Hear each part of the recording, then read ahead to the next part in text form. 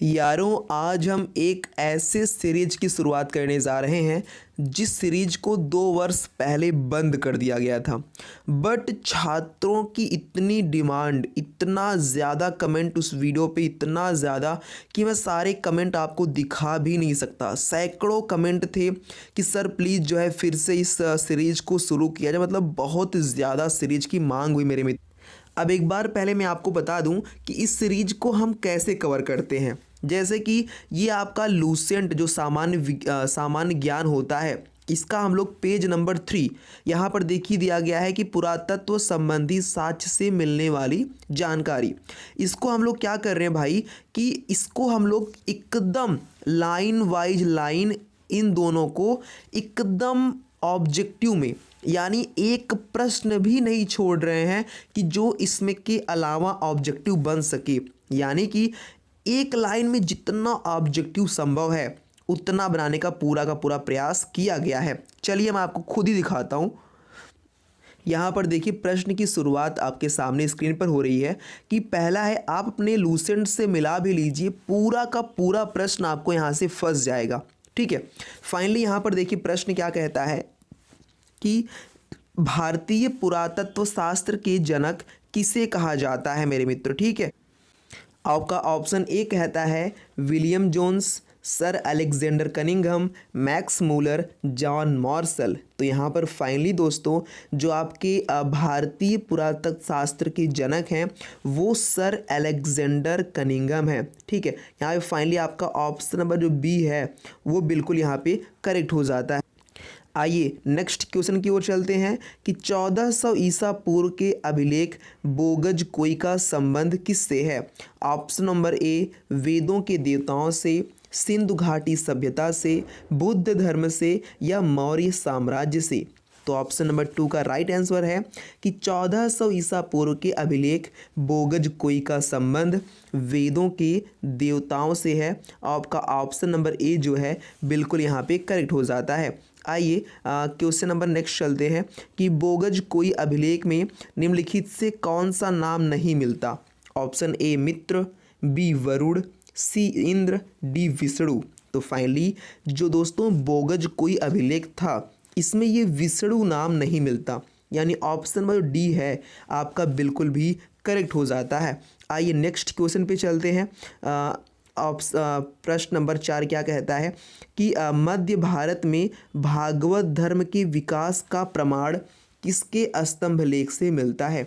Option A Ashok, Heliodorus, Chandragupta या समुद्रगुप्त। तो दोस्तों फाइनली यहाँ पर देखिए कि मध्य भारत में भागवत धर्म के विकास का जो प्रमाण है वो आपका हेलियोडोरस के स्तंभ लेख से मिलता है, यानी ऑप्शन नंबर जो बी है वो बिल्कुल यहाँ पे करेक्ट हो जाता है दोस्तों। ठीक है, आइए नेक्स्ट क्वेश्चन पे चलते हैं। प्रश्न नंबर 5 कि भारतवर्ष शब्द का सबसे पहला जो उल्लेख है वो किस अभिलेख में हुआ। मंदसौर अभिलेख, सोहगौरा ताम्रपत्र, हाथी गुम्फा अभिलेख, अशोक स्तंभ। तो दोस्तों जो भारतवर्ष शब्द है ये सबसे पहले हाथी गुम्फा अभिलेख, याद रख लीजिए ऑप्शन नंबर जो सी है हाथी गुम्फा अभिलेख में सबसे पहले भारतवर्ष शब्द का उल्लेख किया गया है। आइए प्रश्न नंबर 6 पे चलते हैं कि सोहगौरा ताम्रपत्र अभिलेख किससे संबंधित है। भंडारण व्यवस्था से, धार्मिक अनुष्ठानों से, युद्ध की जानकारी से, व्यापारिक मार्गों से। तो यारों आपको भी ये बात पता है कि सोहगौरा जो ताम्रपत्र है वो भंडारण व्यवस्था से है। ठीक है, इससे संबंधित है, यानी ऑप्शन ए जो है 6 का बिल्कुल करेक्ट हो जाएगा। आप सभी अपनी लूसेंट से मैच करा लीजिए, सारे क्वेश्चन कंप्लीट वहीं से लिए गए हैं। आइए प्रश्न नंबर 7 की तरफ चलते हैं दोस्तों कि सती प्रथा का पहला जो लिखित प्रमाण है वो किस अभिलेख से मिलता है। सोहगौरा ताम्रपत्र, ऐरड़ अभिलेख, मंदसौर अभिलेख, देवेंद्र अभिलेख। तो फाइनली दोस्तों जो आपका ऐरड़ अभिलेख था, जो सती प्रथा का पहला लिखित प्रमाण था वो आपका ऐरड़ अभिलेख से मिलता है, यानी 7वां का जो बी है ये बिल्कुल कन्फर्म हो जाता है। सती प्रथा का पहला लिखित प्रमाण एरड़ अभिलेख से मिलता है। ठीक है, फाइनल दोस्तों थोड़ा समय तो लग रहा है, ठीक है, आप इसको फास्ट करके देख सकते हैं, बट याद जब एक बार हो गया ना दोस्तों तो मज़ा ही आ जाएगा। आगे देखिए, सातवाहन राजाओं का इतिहास किसके आधार पर लिखा गया है? उनके सिक्कों से, उनके अभिलेखों से, विदेशी यात्रियों के वृत्तांत से, पुराणों से। तो ऑप्शन नंबर 8 का जो यहाँ पर उनके अभिलेखों से, जो सातवाहन राजा थे उनका इतिहास जो है उनके अभिलेखों के आधार पर लिखा गया है। Option number B is the right answer. आइए आपके प्रश्न नंबर 9 पे आपको लेके चलते हैं कि मंदसौर अभिलेख किससे संबंधित है भाई। ठीक है, तो जो मंदसौर आपका अभिलेख है ये आपका जो है किससे संबंधित है? व्यापारिक मार्गों से, रेशम बुनकरों से, युद्ध की जानकारी से, या धार्मिक स्थल से। तो प्रश्न नंबर 9 का एकदम राइट आंसर दोस्तों आप सही बता रहे होंगे कि मंदसौर अभिलेख जो है वो रेशम बुनकरों से संबंधित है।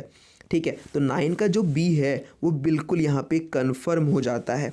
आइए प्रश्न नंबर 10 पे आपको लेके चलते हैं कि बुर्ज होम में जो प्रचलित आवास था वो किस प्रकार के थे? लकड़ी का घर था, गढ़ा घर, ये क्या भाई, गड्ढा घर, ईंट का मकान, या गुफा निवास। तो बुर्ज होम में जो प्रचलित आवास था वो गढ़ा घर था। ठीक है, ऑप्शन नंबर 20 यहाँ पे बिल्कुल राइट आंसर हो जाता है। ज़रा इसके बारे में मैं आपको, गढ़ा घर में थोड़ा खुद कंफ्यूज हूँ कि मैंने पीडीएफ में क्या लिख दिया, हो सकता है गड्ढा घर की बात हो रही है। एक बार अपना आप लूसेंट मैच कर लीजिए मेरे मित्र। आइए, बट प्रश्न कोई भी गलत नहीं है, टाइपिंग मिस्टेक हो सकती है। और आगे देखिए, प्रश्न नंबर 11 क्या कहता है? किस स्थान पर मनुष्यों के साथ कुत्तों को दफनाने की परंपरा थी? सोहगौरा, बुर्ज होम, एरड़, या मंदसौर। तो प्रश्न नंबर 11 का राइट आंसर दोस्तों बुर्ज होम। ये जो बुर्ज होम स्थान था ये मनुष्यों के साथ यहाँ पे कुत्तों को दफनाने की भी परंपरा थी। ये एक बहुत बड़ी बात है। आगे देखिए, प्रश्न नंबर 12 क्या कहता है दोस्तों कि प्राचीन सिक्कों को किस नाम से जाना जाता था? ऑप्शन ए आहत सिक्के, ऑप्शन बी स्वर्ण सिक्के, ऑप्शन सी चांदी के सिक्के, ऑप्शन डी धातु सिक्के। तो यहाँ पर देखिए, जो आहत सिक्के हैं इन्हें यानी प्राचीन सिक्कों को आहत सिक्के कहा जाता था। ठीक है, तो ये बहुत अच्छा प्रश्न है। आगे देखिए, सिक्कों पर लेखन का कार्य जो है किन शासकों ने किया है? तो आप ये बताएंगे मौर्य शासकों ने किया है, गुप्त शासकों ने किया है, यवन शासकों ने किया है, या फिर सातवाहन शासकों ने किया है। तो फाइनली दोस्तों जो सिक्कों पर लेखन का कार्य है वो जो है यवन शासकों ने किया है। बिल्कुल ऑप्शन जो सी है वो बिल्कुल यहाँ पे करेक्ट हो जाता है। सिक्कों पर लेखन का कार्य यवन शासकों ने किया है भैया। आइए प्रश्न नंबर 14 पे चलते हैं। समुद्रगुप्त की संगीत प्रेमी होने की जानकारी जो है वो किससे मिलती है? अशोक के स्तंभ से, उनके सिक्कों से, सोहगौरा अभिलेख से, मंदसौर अभिलेख से। जो समुद्रगुप्त के संगीत प्रेमी होने का जो पता है वो उनके सिक्कों से चलता है। भाई देखिए सिक्कों का कितना बड़ा रोल है।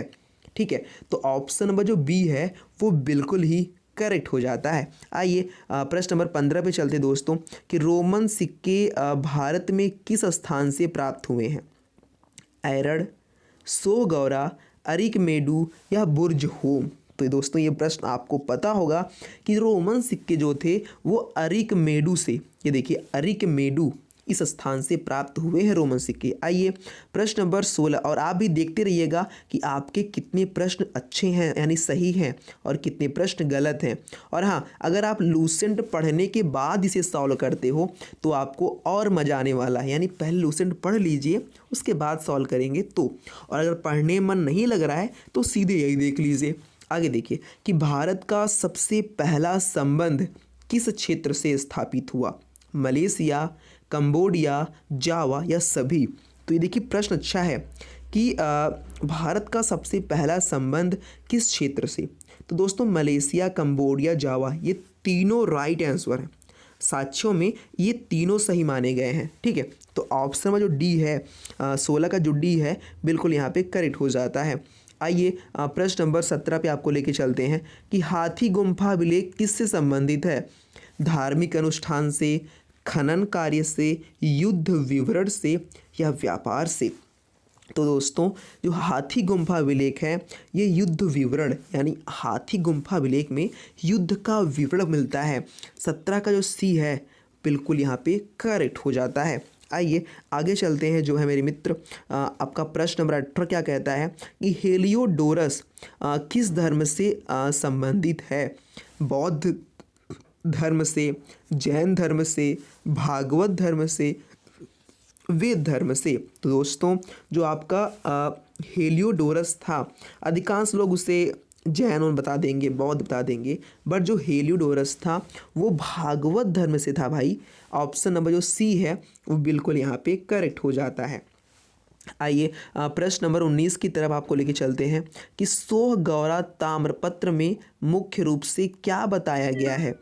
कृषि व्यवस्था, भंडारण और संकट प्रबंधन, युद्ध की रणनीति या व्यापारिक मार्ग। दोस्तों यहाँ पर देखिए सोहगौरा ताम्रपत्र में मुख्य रूप से भंडारण और संकट प्रबंधन को बताया गया है। Option B is the right answer. आइए प्रश्न नंबर 20 की तरफ लेके चलते हैं दोस्तों कि सातवाहन राजाओं के इतिहास का मुख्य स्रोत क्या था? यानी इतनी छोटी छोटी चीज़ों को अगर आपको बार बार मिल रही हैं तो इसका मतलब मैंने जानबूझकर नहीं लिखा है, आपकी किताब में लूसेंट में ऐसा दिया गया है। ठीक है, सातवाहन राजाओं के इतिहास का मुख्य स्रोत क्या है? तो दोस्तों अभिलेख। सातवाहन राजाओं के इतिहास का मुख्य स्रोत अभिलेख है। आइए प्रश्न नंबर 21 पे आपको लेके चलते हैं कि मध्य भारत में सबसे पुराना धर्म कौन सा था? बौद्ध धर्म, जैन धर्म, भागवत धर्म, वैदिक धर्म। तो दोस्तों बताइए मध्य भारत में सबसे पुराना धर्म आपका भागवत धर्म था, इस बात को आप मानिए। Option C is the right answer. आहत सिक्कों का उल्लेख किस साहित्य में मिलता है? वेदों में, पुराणों में, कौटिल्य अर्थशास्त्र में या कास्यपर्ण साहित्य में? तो दोस्तों ये जो आहत सिक्के था इनका उल्लेख कास्यपर्ण साहित्य में मिलता है। Option D is the right answer. आइए प्रश्न नंबर 23 पे लेके चलते हैं आपको। कश्मीर में नवपाषाण काल के प्रमुख स्थल का नाम क्या है? सोहगौरा, बुर्जहोम, एरड़, मंदसौर। तो दोस्तों 23 का राइट आंसर बुर्जहोम। कश्मीर में नवपाषाण काल के प्रमुख स्थल का नाम क्या था? बुर्जहोम था भाई। Option B is the right answer. आइए प्रश्न नंबर 24 पे चलते हैं कि बुर्जहोम में कौन सी प्रथा प्रचलित थी? मानव बलि, कुत्तों के साथ मनुष्यों का दफन, गुफाओं में रहना, खनन कार्य। यहाँ पर देखिए 24 का जो ऑप्शन बी है कुत्तों के साथ मनुष्यों का दफन यहाँ पर राइट हो जाता है। Option B is the right answer. ठीक है, आगे देखिए प्रश्न नंबर 25 क्या कहता है कि सबसे पहले सती प्रथा का जो उल्लेख है वो किस अभिलेख में हुआ था? तो दोस्तों मैं इस प्रश्न को बता चुका हूँ, एरड़ अभिलेख। ये जो एरड़ अभिलेख है सबसे पहले सती प्रथा का उल्लेख इसी में हुआ था। प्रश्न नंबर 26 क्या कहता है कि भारतीय पुरातत्व शास्त्र के जनक किसे माना गया है? Option A William Jones, Alexander Cunningham, John Marshall या मर्ड टाइलर। तो 26 का राइट आंसर जो हो जाता है अलेक्जेंडर कनिंघम। भारतीय पुरातत्व शास्त्र के जनक जो है वो अलेक्जेंडर कनिंघम को माना गया है। आइए प्रश्न नंबर 27 पे आपको लेके चलते हैं। सबसे पहले भारत का संबंध किस क्षेत्र से हुआ? Option A Cambodia, option B Malaysia, option C Java, option D सभी। तो दोस्तों ये प्रश्न भी मैं आपको बता चुका हूँ, तो इसमें जो है मैंने आपको सही यानी सभी टिक कराया था, यानी तीनों का प्रमाण मिलता है कि सबसे पहले भारत का संबंध इनसे हुआ था। तो एक विवाद सा बन गया है। ठीक है, तो फाइनली यहाँ पे 27 क्वेश्चन हुए दोस्तों। और प्रश्न 28 का कहता है कि प्राचीन सिक्कों को आहत सिक्के क्यों कहा जाता था? धातु के प्रयोग के कारण, संगीत वादन के कारण, शासकीय मुहर के कारण, विशिष्ट आकार के कारण। तो जो है प्राचीन सिक्कों को जो आहत सिक्के इसलिए कहते थे धातु के प्रयोग के कारण, तो उन्हें आहत होना पड़ता था, उन्हें मारा पीटा जाता था। ठीक है, और प्रश्न नंबर 29 क्या कहता है कि समुद्रगुप्त को संगीत प्रेमी किस आधार पर कहा गया भाई? अभिलेखों से, सिक्कों से, यात्रियों के वृत्तांत से, या फिर शिलालेखों से। तो समुद्रगुप्त को संगीत प्रेमी सिक्कों के आधार पर कहा जाता है या फिर कहा गया है। प्रश्न नंबर 30 क्या कहता है कि अरिकमेडु का क्या महत्व है? रोमन सिक्कों का प्राप्त स्थल, व्यापारिक मार्ग, युद्ध का स्थान, या धार्मिक स्थल। तो दोस्तों अरिकमेडु का जो महत्व है वो रोमन सिक्कों के प्राप्त स्थल से, यानी अरिकमेडु में रोमन सिक्के मिले थे, इनका स्थल यहाँ पे मिला था। आइए आगे देखिए दोस्तों, हाथी गुम्फा अभिलेख किस शासक से संबंधित है? समुद्रगुप्त, खारवेल, रुद्रदमन, पुलकेशिन द्वितीय। तो दोस्तों हाथी गुम्फा जो अभिलेख है वो आपका जो है दोस्तों खारवेल शासक से संबंधित है। Option B is the right answer. ठीक है, आगे आपको लेके चलते हैं कि जूनागढ़ अभिलेख किस शासक का है? रुद्रदमन, यशोवर्मन, खारवेल, या भोज। तो दोस्तों जूनागढ़ गिरनार अभिलेख ये किस शासक का है? ये रुद्रदमन शासक का है। Option A is the right answer, Rudradaman शासक का है। आगे देखिए कि नासिक अभिलेख का संबंध ये भाई किससे है? रुद्रदमन से, गौतम वलस्त्री से, यशोवर्मन, खारवेल। दोस्तों जो गौतमी बलश्री थे यही संबंध है, नासिक अभिलेख का संबंध गौतमी बलश्री से है। Option B is the right answer. आगे देखिए कि प्रयाग स्तंभ लेख किसके द्वारा लिखा गया है? मतलब बनाया गया है, या फिर किसके द्वारा लिखा गया है? अशोक, समुद्रगुप्त, चंद्रगुप्त, या रुद्रदमन। तो ऑप्शन 4 का राइट आंसर दोस्तों समुद्रगुप्त द्वारा लिखा गया है प्रयाग स्तंभ लेख। ठीक है, आगे आपको लेके चलते हैं भाई कि हेल अभिलेख किस शासक से संबंधित है? पुलकेशन द्वितीय, यशोवर्मन, भोज, रुद्रदमन। तो पांचवा का जो आपका राइट आंसर है कि हेल अभिलेख पुलकेशिन द्वितीय से संबंधित है। ठीक है, आगे आपको लेके चलते हैं प्रश्न नंबर 6, मंदसौर अभिलेख का निर्माण किस शासक ने करवाया था? ऑप्शन ए मालवा नरेश यशोवर्मन, खारवेल, समुद्रगुप्त, और रुद्रदमन। तो दोस्तों फाइनली यहाँ पर जो मालवा नरेश थी, ऑप्शन ए, तो मंदसौर अभिलेख का जो निर्माण था वो मालवा नरेश यशोवर्मन ने ही कराया था। ठीक है दोस्तों, आगे आपको लेके चलते हैं प्रश्न नंबर 7 क्या कहता है कि ग्वालियर अभिलेख किस शासक से संबंधित था? यशोवर्मन, भोज, गौतमी बलश्री, या खारवेल। तो जो ग्वालियर अभिलेख था वो आपका भोज शासक से संबंधित था। Option B is the right answer, Bhoj शासक से संबंधित है। ठीक है, आगे चलिए प्रश्न नंबर 8 क्या कहता है कि भिटरी और जूनागढ़ अभिलेख किस शासक के हैं? समुद्रगुप्त के, रुद्रदमन के, खारवेल के, गौतमी बलश्री के। तो दोस्तों फाइनली यहाँ पर देखिए जो है आपका जो रुद्रदमन है, भिटरी और जूनागढ़ अभिलेख रुद्रदमन शासक के हैं। ठीक है, option B is the right answer. आइए आगे चलते हैं कि देवपाड़ा अभिलेख किसके द्वारा लिखा गया है? रुद्रदमन, विजयसेन, यशोवर्मन, या फिर भोज। तो ऑप्शन 9 का जो राइट आंसर है वो विजयसेन है। देवपाड़ा अभिलेख विजयसेन द्वारा लिखा गया है। आइए दोस्तों आगे चलते हैं, अभिलेखों का जो अध्ययन है वो क्या कहलाता है? पुरातत्व, शिलालेख विज्ञान, एपीग्राफी, या अभिलेख शास्त्र। तो दोस्तों ऑप्शन 10 जो है कि अभिलेखों का जो अध्ययन है वो आपका एपीग्राफी कहलाता है। Option C is the right answer. आगे चलते हैं, जो उसका और जो मंदिर वास्तुकला से संबंधित प्रश्न है उसी पेज का क्या कहता है कि उत्तर भारत की मंदिर निर्माण शैली को क्या कहते हैं? नागर शैली, द्रविड़ शैली, वेसर शैली, पंचायतन शैली। तो दोस्तों उत्तर भारत की जो मंदिर निर्माण शैली है उसको नागर शैली कहते हैं। Option A is the right answer. आगे चलते हैं आपको लेकर कि दक्षिण भारत की जो मंदिर निर्माण शैली है उसे क्या कहते हैं? नागर शैली, द्रविड़ शैली, वेसर शैली, या पंचायतन शैली। तो ऑप्शन मतलब प्रश्न 12 का जो ऑप्शन बी है द्रविड़ शैली is the right answer.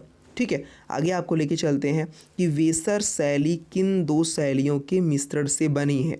Vesara शैली जो है भाई वो किन दो शैलियों से मिलकर बनी है, नागर और द्रविड़, नागर और गुर्जर, द्रविड़ और चोल, या चोल और चालुक्य। दोस्तों ये प्रश्न आपको भी पता होगा कि नागर और द्रविड़, ये जो ऑप्शन नंबर ए है नागर और द्रविड़, इन दो शैलियों से वेसर शैली बनी है। ठीक है, आगे आपको लेके चलते हैं पंचायतन मंदिर शैली में कुल कितने मंदिर होते हैं, 2, 3, 5, 7। तो दोस्तों जो पंचायतन नाम से ही लग रहा है कि पंचायतन मंदिर शैली में कुल 5 मंदिर होते हैं। ठीक है, चलिए प्रश्न नंबर 15 पे चलते हैं कि पंचायतन शैली का मुख्य मंदिर किन मंदिरों से घिरा होता है। ऑप्शन ए 3 सहायक मंदिर, 4 सहायक मंदिर, 5 सहायक मंदिर, 6 सहायक मंदिर। अब यहाँ पे एक कन्फ्यूज़न होती है तो सब लोग 5 पे क्लिक कर देते हैं, लेकिन नहीं, पंचायतन शैली का मुख्य मंदिर 4 सहायक मंदिर से घिरा होता है भैया। ठीक है, तो यहाँ पर option B is the right answer. आगे आपको लेके चलते हैं कि कंदरिया महादेव मंदिर किस राज्य में स्थित है, मध्य प्रदेश में, उत्तर प्रदेश में, उड़ीसा में, या महाराष्ट्र में। तो दोस्तों कंदरिया महादेव मंदिर मध्य प्रदेश में स्थित है, option A is the right answer. आगे आपको चलते हैं लेके कि लक्ष्मण मंदिर ये कहाँ स्थित है। ये प्रश्न अक्सर आता है कि लक्ष्मण मंदिर कहाँ है भैया, भुवनेश्वर, खजुराहो, महाराष्ट्र या गुजरात। तो दोस्तों जो लक्ष्मण मंदिर है वो आपका खजुराहो में स्थित है। बिल्कुल, option B is the right answer, Lakshman मंदिर खजुराहो में स्थित है। आगे देखिए कि लिंगराज मंदिर किस स्थान पर स्थित है, उज्जैन, भुवनेश्वर, खजुराहो या प्रयागराज। तो जो लिंगराज मंदिर है वो आपका भुवनेश्वर में स्थित है, option B is the right answer. प्रश्न नंबर 19 का कहता है कि दशावतार मंदिर कहाँ स्थित है, देवगढ़ उत्तर प्रदेश, देवगढ़ उड़ीसा, देवगढ़ मध्य प्रदेश या देवगढ़ महाराष्ट्र। तो दोस्तों जो ये देवगढ़ उत्तर प्रदेश है, यानी जो दशावतार मंदिर है वो आपका देवगढ़ उत्तर प्रदेश में स्थित है। आगे चलते हैं आपको दोस्तों लेके कि गोंडेश्वर मंदिर, भाई ये गोंडेश्वर मंदिर कहाँ है, गुजरात में है, मध्य प्रदेश में है, महाराष्ट्र में या उत्तर प्रदेश में। तो दोस्तों गोंडेश्वर मंदिर जो है वो आपका महाराष्ट्र में है। तो यहाँ पे ऑप्शन सी क्या होता है, बिल्कुल यहाँ पे करेक्ट हो जाता है। अब मेरे मित्र देखिए फाइनली यहाँ पर हम लोग लगभग 30, 40, 50 प्रश्न कर चुके हैं मात्र एक साइड से, एक पीडीएफ से, मतलब एक पेज से। तो आज हमारा पेज 3 जो है वो यहाँ पर क्या होता है, कंप्लीट हो जाता है। ठीक है, अब जो है कल जो है पेज 4 चलेगा, और अब हम लोगों ने सोचा कि केवल पेज से ही नहीं, पेज के अंदर जो मेन हेडिंग है उसके हिसाब से सीरीज चलेगी। तो जिसको जो मेन हेडिंग पढ़ना रहेगा, जैसे मान लीजिए किसी को बौद्ध धर्म के बारे में पढ़ना है तो मात्र बौद्ध धर्म के बारे में वो पढ़ सकता है, लूसेंट के बौद्ध धर्म को। तो फाइनली दोस्तों आज की वीडियो मात्र 23 मिनट की थी, पर कल और अच्छी वीडियो आएगी। और कुछ भी त्रुटि हो तो कमेंट बॉक्स खाली पड़ा है, मुझे ज़रूर बताइए। और इस सब अगर ये पीडीएफ आप चाहते हैं तो कमेंट बॉक्स में मुझे कह दीजिए, मैं आपको ये पीडीएफ दे दूंगा। ठीक है, अब आज के लिए बस इतना ही, मिलेंगे नेक्स्ट वीडियो में। जय हिंद दोस्तों।